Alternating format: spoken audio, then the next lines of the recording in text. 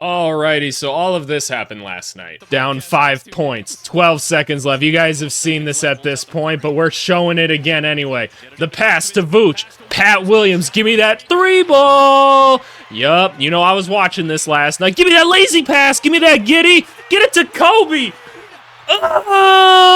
Going crazy. I'm standing up. I'm jumping around. I'm fist bumping with you, Kobe. That was me in my living room, and my wife was like, "What's going on? What's going on?" And she's like, "Why are you screaming?" I'm like, "You don't know what just happened." I'm like, Kobe White, Stacey King's going crazy. It's amazing. It's awesome, right? Yeah, very, very cool. Very, very cool. And now I'm scared at this point. JJ Redick is about to draw up a play that's going to get us a bucket. And as soon as they clap the ball right here, I already know what this play is. I ran this in college once, and we got a game winner off it. Austin Reeves. Awesome. 3 seconds, no timeouts. We gotta go. Give it back to Josh. He's been hooping. Bottoms. Oh my God. One of the craziest ends of a game you will ever see. We're electric. Oh, I would have killed to be there. Yeah, Josh. Yeah, Josh. Yup. That's it right there. What else can you do? Yeah, Josh. March Madness time, baby. March Madness time. All right, let's chill. I'm throwing up an extra video today. I'm a Bulls fan. That shot happened last night. It was crazy, right? The Bulls are in this very interesting spot right now. I just thought I'd talk about being a fan a little bit, right? Because on this channel, a lot of times what I'm doing is I'm talking about like really factual based things. I'm trying to be very analytical with you guys, trying to give you guys my real opinion as just because I have a lot of experience with this type of stuff. So that's what I'm doing most of the time, right? Today, I kind of just want to be a Bulls fan a little bit because I'm in such a weird headspace as a Bulls fan right now, and I want to know if my other Bulls fans are there with me or if you're a little bit more delusional or you're just enjoying the ride, right? Because here's the thing. If you're a day-to-day just kind of like NBA enjoyer and you're a Chicago Bulls fan, I bet you're enjoying things right now. Like, yeah, Bulls are looking kind of solid right now. If you look at the standings, we're the 9 seed and we're currently probably going to play the Heat again in the play-in. It feels just like a tradition at this point to meet the Heat in play-in games. That's what it feels like at this point. We've been like the 9 or 10 seed for basically like 8 of the last 9 years at this point. It's tough, right? It's very, very tough. We're not that good, right? But what seems to happen at the end of every year as a Bulls fan is the team just starts to pick it up at the end of the year, and that kind of unconsciously gets all of us really committed Chicago fans, because I think we all know we're all pretty loyal out here, almost to a fault, and we don't really have a lot of good sports teams to root for out here, or at least any that deserve the amount of love and attention that we give them, but we do it anyway.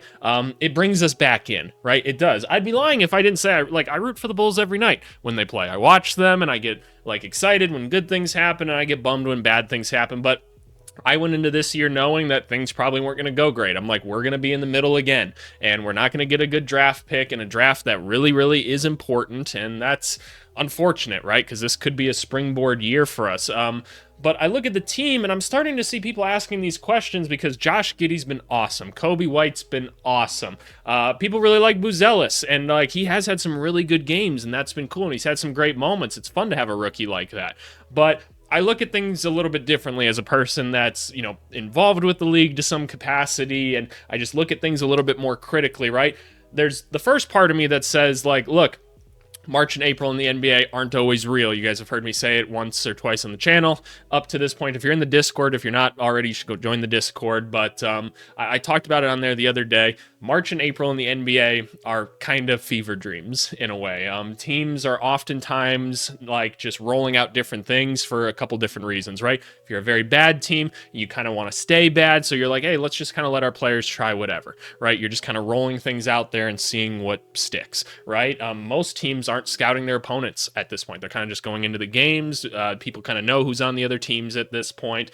They're more so trying to do their own stuff on the court rather than worrying about the other teams. So that impacts things. The really good teams are shortening their playbooks, shortening their rotations in terms of like how many minutes their top guys are playing, right? Because they're like, hey, let's stay healthy for the playoffs. Let's stay fresh for the playoffs. We're not going to show you everything. We're not going to do our typical rotations for things. That's just what happens, right? There's a couple teams that are still probably going close to 100%, but Not many.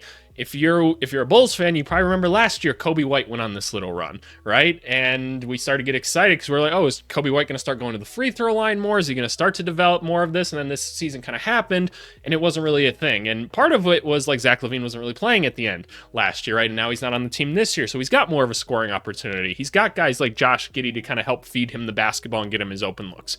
Great, right? If we go take a look at some numbers quick, here's the Bulls this year. Lonzo Ball statistically is like our best player. That doesn't actually surprise me. Josh Giddey's really close behind. Josh Giddey has been awesome this year. He is an offensive monster. Defensively, solid. That's what I'll tell everybody, right? Like when they made the Caruso trade, I feel like I was one of the few people that was like, I love this trade. I think this is awesome. Like everyone was like, you didn't get a draft pick. You didn't get a draft pick. I'm like, you draft or you go to the draft to get good young players. I'd rather just have the good young player right now because I already know he's good. Like Josh Giddey's a good basketball player. We looked at Josh Giddey like this last year, and we knew he wasn't a good fit in OKC. He's supposed to be a primary ball handler. Defensively, everyone was like, yeah, it was really bad, right? Defensively, he was not very good at all. But if you're actually watching basketball critically, you know he actually plays within a specific system in OKC where like he gets put in opportunities to make a lot of plays where he is very smart. He makes these good defensive moments on the ball. Yes, he's not the most laterally quick because he's 6'8" and he's not that athletic or quick, right? So he is just going to always be taken advantage of in that case. But overall, Josh Giddey's like a pretty damn good team defender, which is why you see him in like still the upper third of the NBA in terms of defense. Offensively, he's awesome, right? Kobe White, also stupendous offensively, absolutely horrible defensively. He's still kind of in this combo guard scoring role where I'm like, okay, is he necessarily the long-term piece? Is this a guy where I want him being just like out there to go get buckets in kind of a new Zach LaVine type role? I don't really know what that does me long-term because, again, he's still not really playmaking like that. And, again, he doesn't really do anything defensively at all. So I don't know, like that doesn't get me excited for anything future-wise. Vucevic is Vucevic, right? He's going to be what he's going to be. If we look at Buzelis, the rookie, I like how much fun he's having, man, and he is a fun guy. It's great to see him get up and down in transition. In the half court, it does hurt to watch him a little bit. The handle isn't quite there yet, and the jumper, like I'm worried about it, to say the least. I hope he becomes something, but I don't know exactly what he becomes. So I'm looking at this Bulls team as a Bulls fan, and I'm like, okay, what am I looking forward to right now? Because I don't know. We're kind of just stuck in the middle. The teams doesn't ever tend to do anything, right? Like, are we going to make some sort of move that's extremely beneficial? Doesn't happen very often, right? Like, are they going to trade Kobe White while he's super valuable? History would tell us no. History would tell us no, and they're going to make a mistake and probably keep him around, and they're going to be like, oh, look, Josh Giddey and Kobe White, this is the future, or whatever, right? This is the future we've been looking for. I don't know about that, man. I don't know, because is Josh Giddey a future potential all-star? I'd err on no, most likely, and that's just me trying to be realistic with things, right? Like, he's got to go get buckets right now. He's got to do these things, and he's playing awesome, right? He's playing out of his mind, but again, at this point in the year, kind of hard to tell what's real, and also, I don't think that's what Giddey's supposed to be long-term. I like him as the guy that makes everybody's life easier. He's a good team defender. He's going to make winning plays. Like, I love that for him. I don't know if he's your future 22-point-a-game scorer, though. I don't believe in that. And then Kobe White, again, a guy that can get really, really hot, doesn't necessarily get his teammates involved like that. He's super skilled offensively, but defensively doesn't do much else. So between that and Buzelis, who, again, I'm not really sure what we're trying to get with him right now. I know some people will be like, hey, you see the handle's pretty good. You're getting confused with watching him run in transition. Like, he's coordinated. He does not have a good handle in the half court. He does not. He cannot really create for himself. I hope it gets better. I really, really do. I'm rooting for the kid hard because I like him, right? I do like him a lot. Like, I root for my own team and I root for my players, but I don't know where this team's going. It's just sticking in the middle, and if we don't ever get good draft picks, I don't know what's going to happen. Like, I need this team to make some decisions, man. That's why I've said multiple times, like, I would honestly listen to Buzelis calls if people were curious about him right now. Like, I'm moving Kobe White. I'm probably moving Lonzo Ball midway through next year, presuming he's healthy, right? Like, Jalen Smith, I like him, but give him to someone else. They'll like him.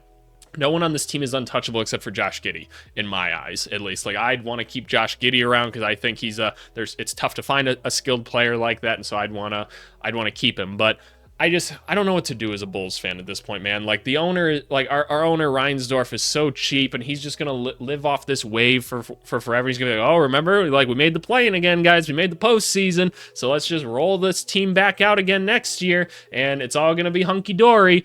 And it's just not, man. It's just not. Just please put us out of our misery. I don't want to be like a 9 or a 10 anymore. Like I just like.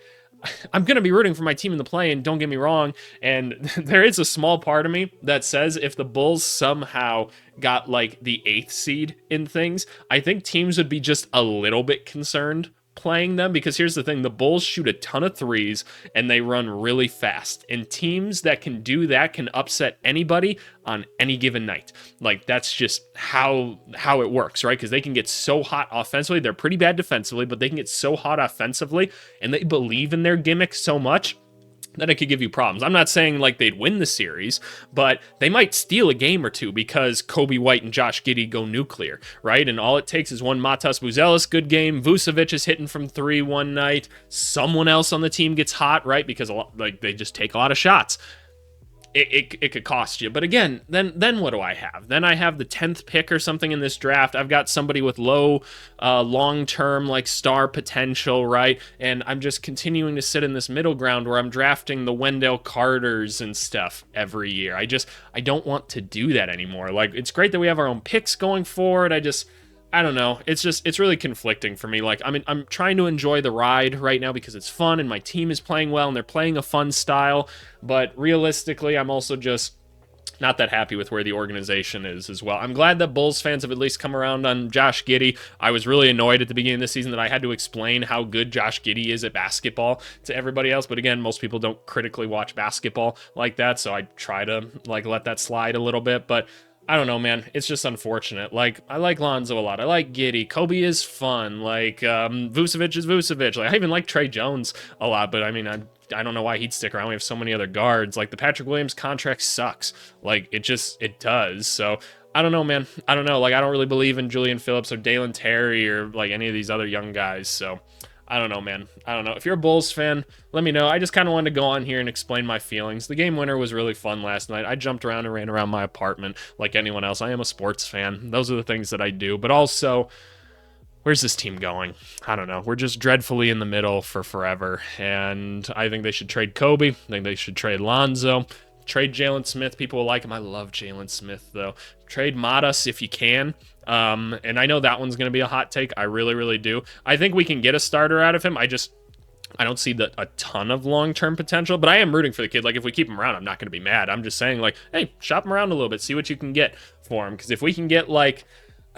Man, I don't even know what it would be. I'd have to listen to the calls. I don't know. And I shouldn't talk about stuff like that if I don't have a good thing to say that I want back necessarily at this point. So I'll retract that one a little bit right now. But I don't know. I'm just not that excited going forward. I'm glad that Josh Giddey's good. That was a fun game. Sorry, Lakers fans. But I don't know. Leave me your comments down below. You get an extra video today. No comment to the video or anything like that. Thanks so much. Bye.